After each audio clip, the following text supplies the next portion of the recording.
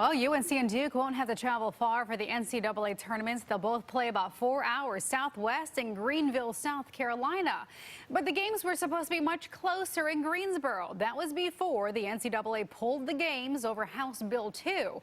Now, one state lawmaker wants an investigation into whether the NCAA broke any laws by doing so. Our CBS North Carolina's Justin Quisenberry on this today. And Justin, what does the bill sponsor hope to achieve here? Well, the bottom line, he wants the games back in North Carolina, but he also wants the state to formally request that the IRS investigate what he calls excessive lobbying.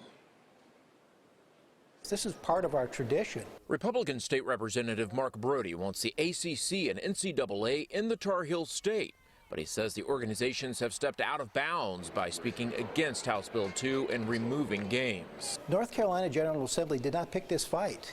It was the ACC who decided to react, and what they did, in my opinion, is they used economic extortion in order to force our hand at legislation, at social legislation, that we believe is in violation of their core mission. It's rather startling. I'm not familiar with any state initiating an investigation by the Internal Revenue Service into whether an entity is engaged in proper conduct. Democratic Senator Floyd McKissick Jr. says asking the IRS to investigate the ACC and NCAA is the wrong approach. Never heard anything like it. It's highly unusual. It's like trying to persecute the messenger rather than to listen to the message. They were delivering a message that we should all listen to, non-discrimination, and act accordingly, repeal HB2. The ACC, which does not have a lobbyist, did not issue a statement on Representative Brody's proposal. Instead, a spokesperson pointed us to previous statements about House Bill 2.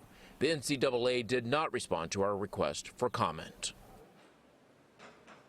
Representative Brody expects to file this bill later this evening. As part of it, he wants state employees that serve on athletic association boards to identify who they are, what they're voting on, and how they vote. Tonight at 6, hear from him about what it would take for him to back down from this bill. Again, that's coming up at 6. Live in Raleigh, Justin Quisenberry, CBS North Carolina.